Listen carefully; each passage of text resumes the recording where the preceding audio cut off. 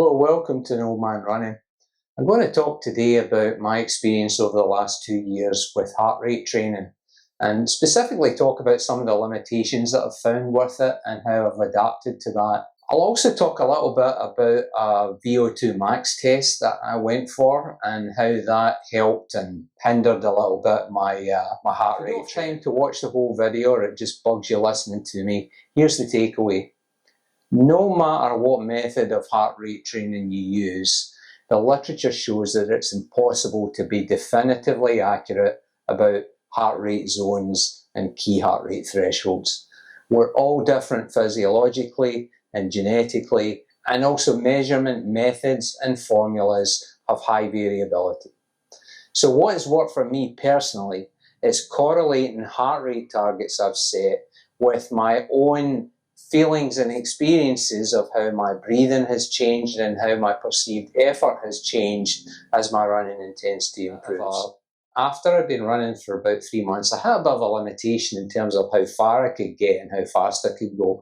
I was stuck at about 10 miles maximum, and I couldn't really get below a pace of 9 minutes 30 per mile. I was a relatively new runner, so I was talking to a friend about this, and he suggested that I do low heart rate training and use something called the Maffetone method. Basically, that involves setting a heart rate of 180 minus your age and keeping below that heart rate for all of your training.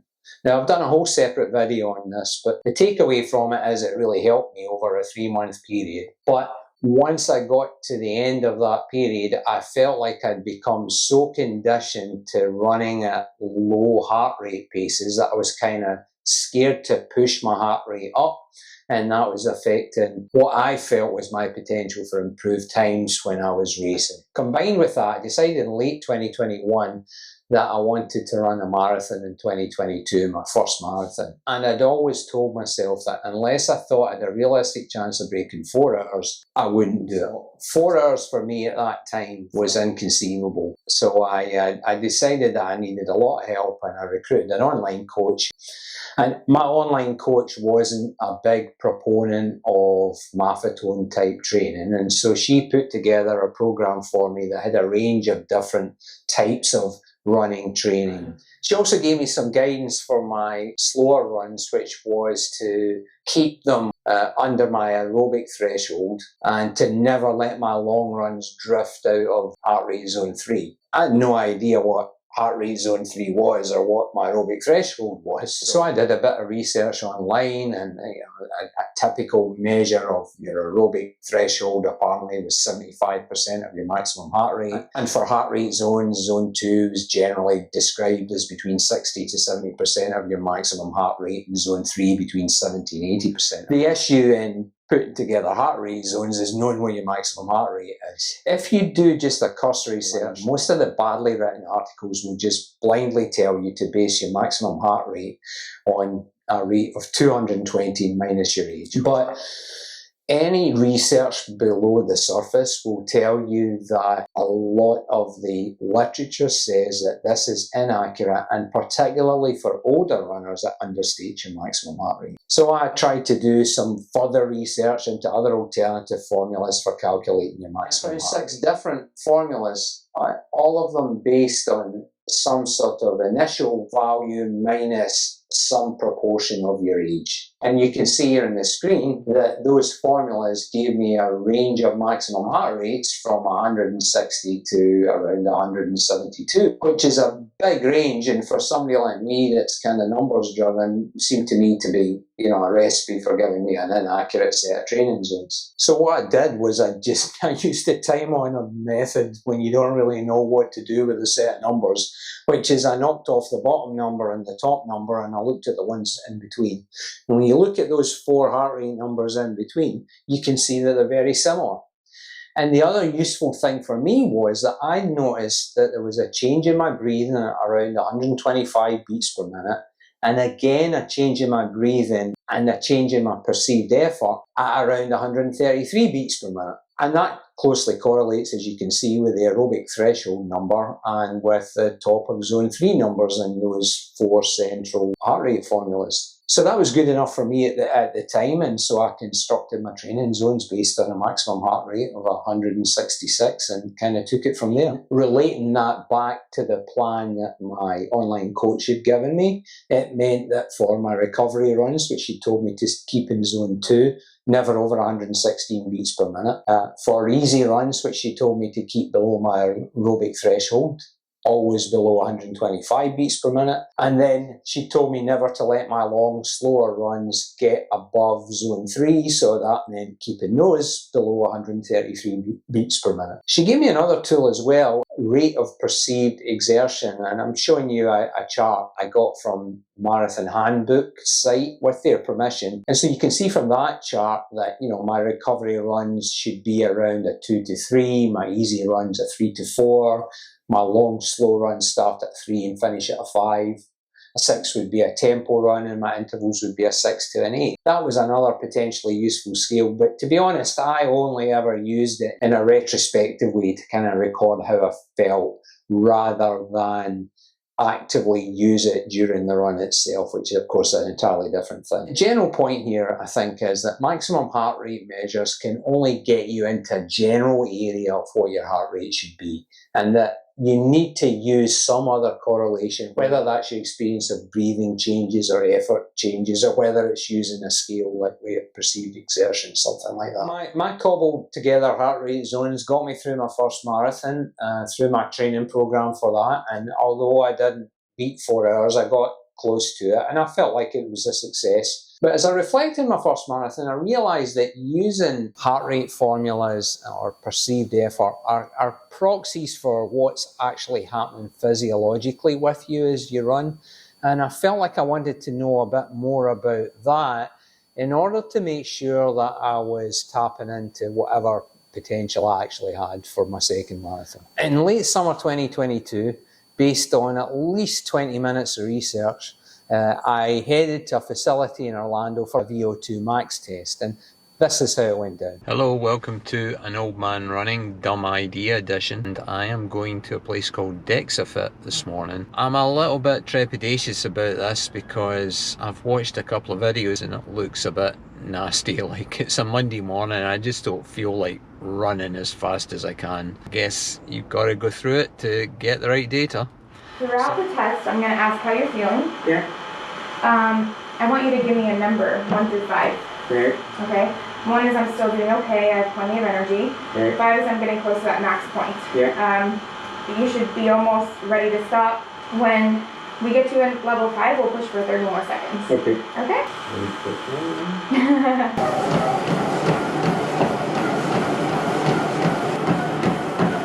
Your heart rate is staying really, really steady. Amazing. How are you feeling? 4. 4? Okay. You let me know, you give me your number 5 when you're ready, okay? Right. Alright. Ready to recover. Good job. You have to be in the excellent category. Okay, all done, wife. You can laugh at me now. Okay. Good job. Oh, and I'll be honest, most of the output from this confused rather than helped me. I just hadn't really done enough reading in advance to understand the outputs that I was getting from it. The most useful measure I got was the one called Ventilatory Threshold 1, which was at 132 beats per minute, which resonated very clearly with me with my experiences of a change in breathing and effort around that heart rate. But I didn't really know what Ventilatory Threshold 1 actually was. So that got me digging around, and this is how I kind of understand it. So I started with the term ventilation, and that basically represents the combination of your breathing volume, the oxygen that you're taking in and the carbon dioxide that you're blowing out. And before VT1, your challenge with ventilation is to deliver increasing amounts of oxygen to your muscle cells, which are using that to chemically convert glucose, sugar, to something called ATP, which is adenosine triphosphate.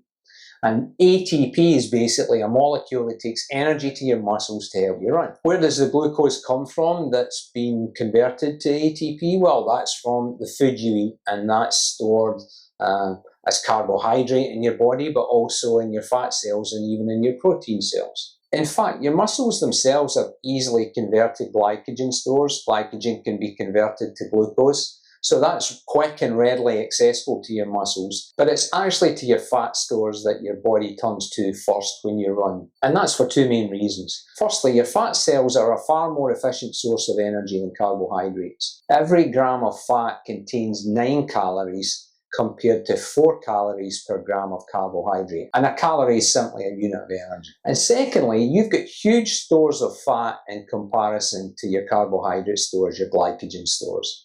So for the purposes of exercising, you can effectively count your fat stores as unlimited, whereas your glycogen stores are limited to about 2,000 calories, which is maybe 90 minutes to 2 hours worth of run. So because of all of that, where it can, your body favours the extraction of energy from fat cells rather than from carbohydrate. Don't ask me how it does that. One downside of ATP production from fat cells, however, is that it's relatively slow, and so as your demand for energy increases, some of your supply, and progressively more and more of it, will come from your more readily accessible glycogen stores at your muscles. For both of those stores initially, the most efficient chemical reaction to get energy from your fat and glycogen stores uses oxygen. The more energy you need to extract, the more oxygen you need, and that takes us to ventilation. As your exercise intensity increases, your breathing intensifies to get more oxygen. Now this aerobic, meaning with oxygen, chemical reaction associated with the production of ATP from either fat or carbohydrate generates carbon dioxide, which you exhale as part of your ventilation process, and also water, which I assume you sweat, but no idea if that's true. Another byproduct of this process is lactate, which your body reprocesses using more oxygen into more energy. Okay, so I've run 10k since the last sentence, so excuse if the look looks a bit different here, a little wetter, but I had to get my run in for the day. At some point as your exercise intensity increases, you just can't get oxygen quickly enough to deliver all your energy needs. And so your body has to go into another energy conversion system that creates energy without using oxygen, and that's what anaerobic means, without oxygen. The issue with this process is the lactate that is being created as part of the reaction, because there's no oxygen being used in it, that lactate is not being cleared out and turned into energy, and it starts to build up into your blood flow above your normal resting levels of lactate. Why is it a big deal to have greater levels of lactate in your blood? Well, this creates a greater blood acidity near your muscles, which makes them considerably less efficient. You're in a position where even though you're producing incremental energy without oxygen, your ventilation system is working considerably harder, because it's trying to bring in more oxygen to clear the lactate as well as clearing the carbon dioxide that you're producing. And that's what VT1 is. That's what your ventilatory threshold 1 is. It's that point where your ventilation starts to increase at an increasing rate because of this extra work clearing the lactate. VT1 is therefore a good proxy measure of what people normally would call the aerobic threshold, and that is meant to signify the point at which most of your energy production is now coming without the use of oxygen, anaerobically rather than aerobically. Now, why is that important? What's the advantage of staying below your aerobic threshold?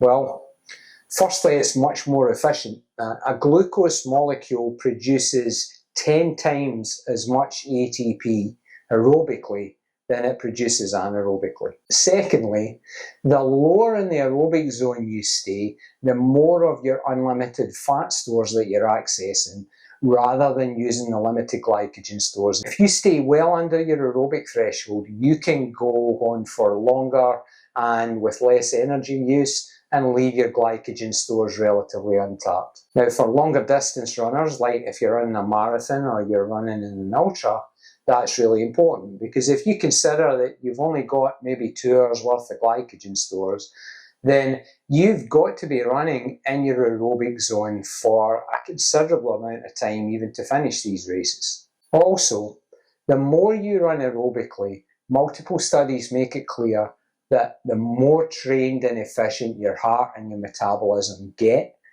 and the faster the pace that you can run while you're still under your aerobic threshold. And that's certainly been my experience. Now, a great indicator of how well your aerobic efficiency is going is something called your VO2 max, and that was another measure I was able to get at the test. And VO2 max is simply your peak oxygen uptake, and it's measured in millilitres of oxygen per minute per kilogram of body weight. When I did my test, it told me that my VO2 max was 45. And that was interesting because the same day on my Apple Watch, it was telling me that my VO2 max was 53.6. I've seen multiple YouTube videos from people that have done similar comparative tests, and it's pretty clear that the VO2 max measures on your watch, whether it's an Apple or a Garmin, are generally consistently higher than what your actual VO2 measurement is.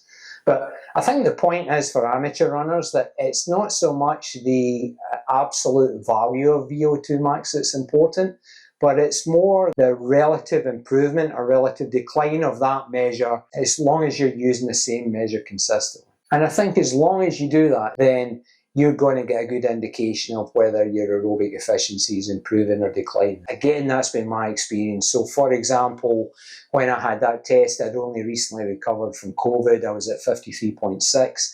I trained hard for a marathon in Valencia in December. And the week before that, my VO2 max on my Apple Watch was the highest it had ever been at 58.1. Since then, I've been running a lot, but not to the same intensity as I had been for the marathon, and it's back at around 56.1. Now, what about the second threshold in my report, this VT2, Ventilatory Threshold 2? Well, that's the point at which your breathing rate increases even more dramatically, because it's the point at which blood lactate is accumulating at a rate faster than you can clear it, starting to build up pretty rapidly in your bloodstream. And you'll hear people call this the onset of blood lactate accumulation, or more commonly your lactate threshold. When people use the phrase lactate threshold, they're generally meaning by that a level of intensity of exercise that you're at that you can't sustain for much longer due to the inefficiencies of the muscular system with that much lactate, and also frankly due to the pain of it.